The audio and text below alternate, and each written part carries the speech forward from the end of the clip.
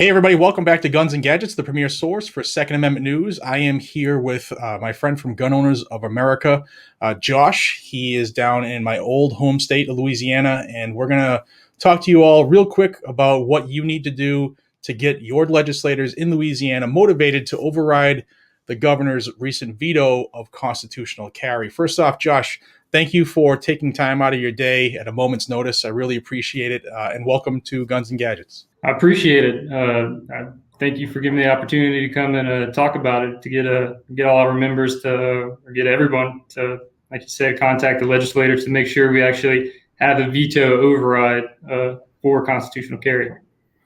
Awesome. So you're the boots on the ground for GOA there. I'm going to, even though I live there and spilt a lot of blood in the city of Louisiana, my heart is there. I could go for some beignets right now. But I am going to let you tell the folks about what the law lays out in Louisiana and how long they have in order to get this going, what the process is. And then for those watching, I'm going to give you on screen a shot of an alert that Josh has put out for folks in Louisiana. And you know how GOA does it. There'll be a link for you. You can send letters to your legislators through GOA. We make it as easy as possible. So Josh, take it away. What do you think folks need to know? First off, tell them about constitutional carry, what it looks to do in Louisiana, and maybe why John Bel Edwards vetoed it. So it's Senate Bill 118, and essentially what it is, it allows you to carry without a permit in all the same areas where you can open carry. So it's not exactly a full constitutional carry bill, but it is a good first step in that direction of hopefully getting to one day having full constitutional carry. So as everyone knows by this point, the governor has vetoed it.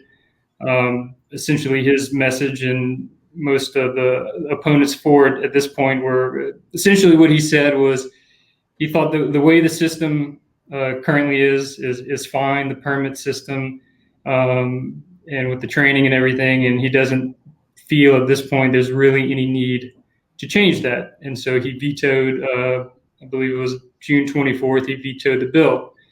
So at this point, since the session is over, the session ended June 10th, the ball is back in the legislature's court. Under our Constitution,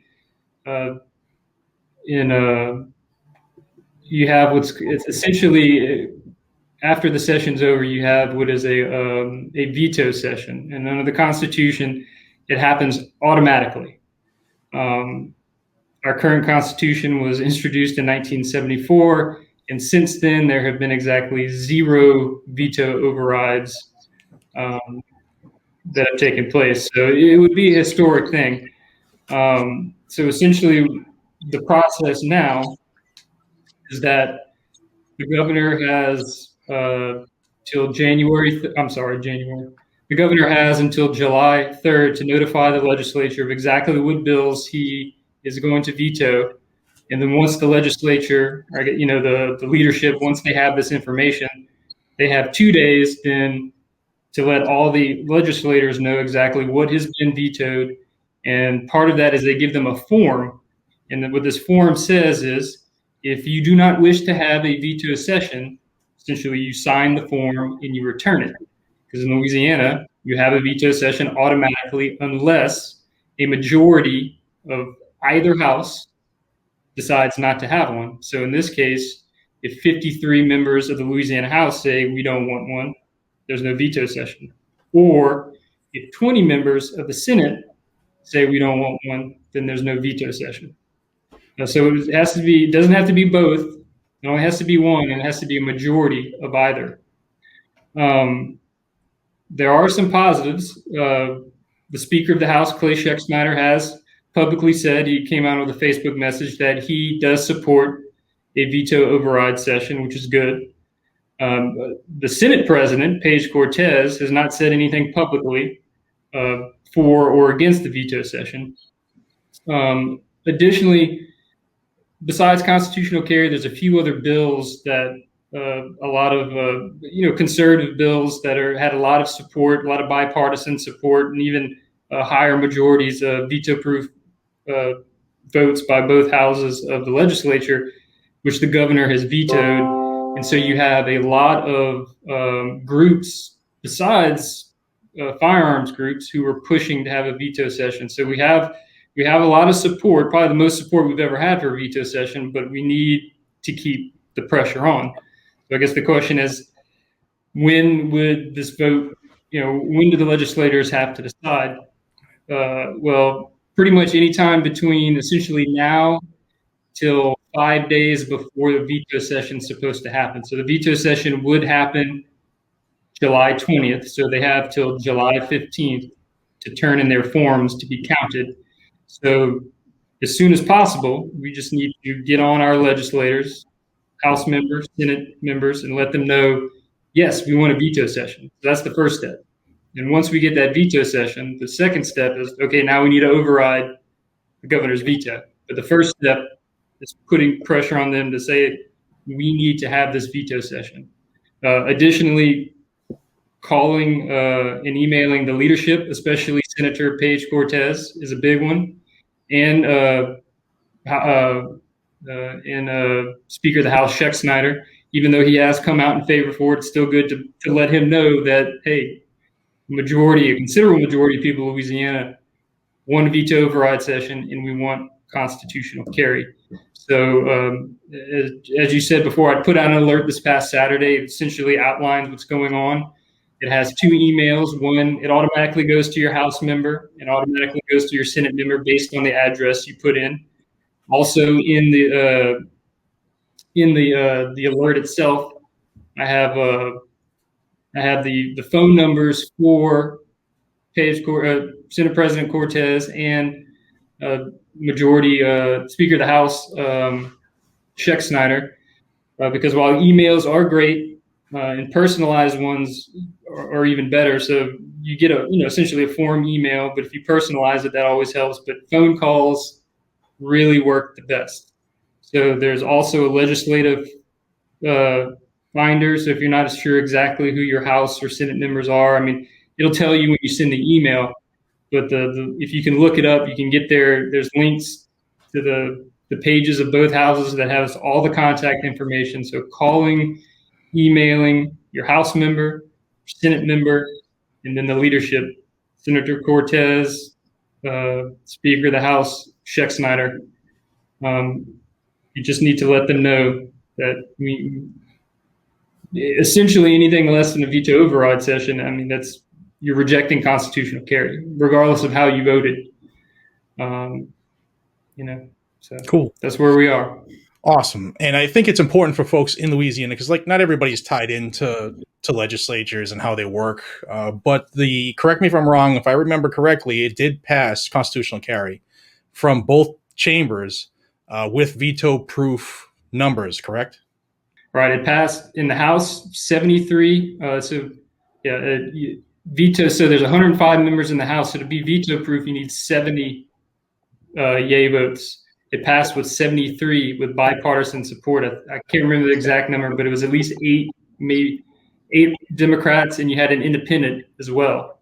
In the Senate, you need 27 for a veto override, and it passed 27 yays with all Republicans voting yay. So it was a party line vote in the Senate. But another important things about having an actual veto override is that it'll let us know who is really in favor of constitutional carry, because the governor from day one has said, I'm going to veto it. And true to his word, he did.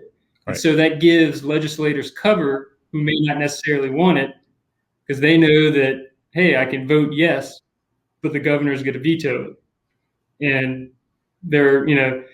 if it has to rely on an override session, well, we've never had one of those, so I'll be okay. And so that's another reason why it's important, not just for getting constitutional carry, but it'd also be a good idea when the override vote comes, it's who's really for constitutional carry and who only says they're for constitutional carry.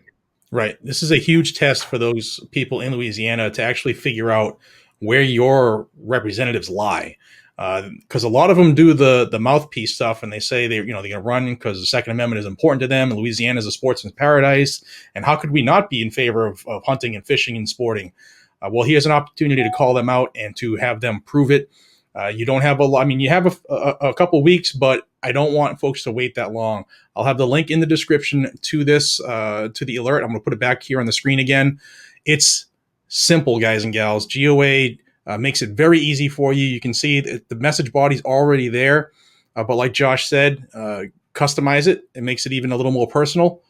And all you got to do is fill out these sections here. I don't know if my cursor is going to work, but you just fill out this section here. So if you've already sent a message, it'll automatically remember. So essentially, the first time you do it, like the first alert you send or action you take, you have to put in your information, but every time after that, each subsequent one, your information's already there.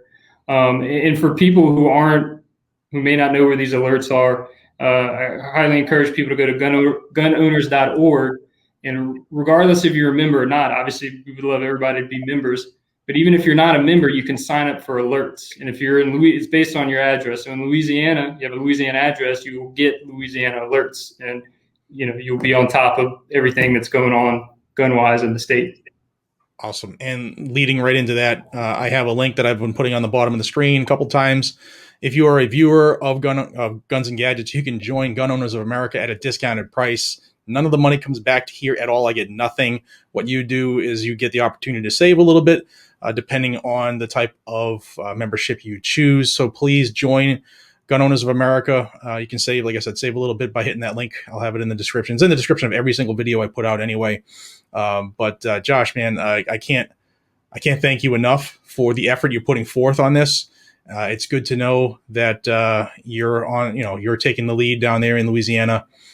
It's amazing how many people, when I talk to clients and stuff about what's going on, that they don't even realize. A lot of them didn't even know constitutional carry was even, it was even in the legislature this year. So they are pro-gun. It's just they're just, like you said, not really tapped in. So it's signing up for alerts, taking action, and then sharing this information with people, because really, that's what it is. GOA is we're a grassroots network. So, me getting up there, Josh Barnhill, in front of the legislature doesn't mean anything. What gives it its power is our members in the gun community contacting their legislators, so the legislators know, hey, there's a few hundred people in my district who are not going to be happy, and that really moves the needle. It really does. So that's what it's all about. So Josh, before we leave, how can grassroots actually make a difference? Let the folks know. So there's actually a great example from this session. So what turned out to be essentially a companion bill of the current constitutional carry, SB 118, there was a version in the House that started out where it was titled constitutional carry, but it still required training. You didn't need to get a permit, but you had to complete 60 minutes of online training. So essentially it was a permitless permit system, because the only way you can prove that you took the training would be have some kind of card or certificate saying you did it. Well, the representative who brought it, when he was testifying on the bill, when he amended it to remove the training requirement. And he said he received over 2,000 calls and emails from people saying they didn't want the training requirement. And because of that, he admitted that he thought training should be, he's a former officer and he was pro-training, but based on those emails and calls, he said, look, my constituents don't want it. He removed it from the bill. And so it does have an effect. It's very important. Josh, man, thank you so much for your time and getting the alert out. If you're watching this, guys and gals, hit that link down below. Take action via this link. Make the phone calls. The calls are right on the alert itself. I'll also have a link down below how you can figure out who your representatives are in Louisiana, who your legislators are, so that you can start pinging them. I also recommend you ping them on their social media. So many of our legislators, both at the state and federal levels, are so woke that they love blowing things up on Facebook and Instagram and Twitter. Look them up. They're very easy to find. and reach out that way as well. Well, brother, thank you so much for your time. I know you are extremely busy. So my hat's off. Thank you so much. If there's anything I can do to help you out in Louisiana, let me know. It is my home away from home. So thanks again, man. I really appreciate it. Guys and gals, be safe, stay vigilant, carry a weapon. Links are down below. Let's get Louisiana to be state number 22 in the Constitutional Carry Parade. All right, guys and gals, take care.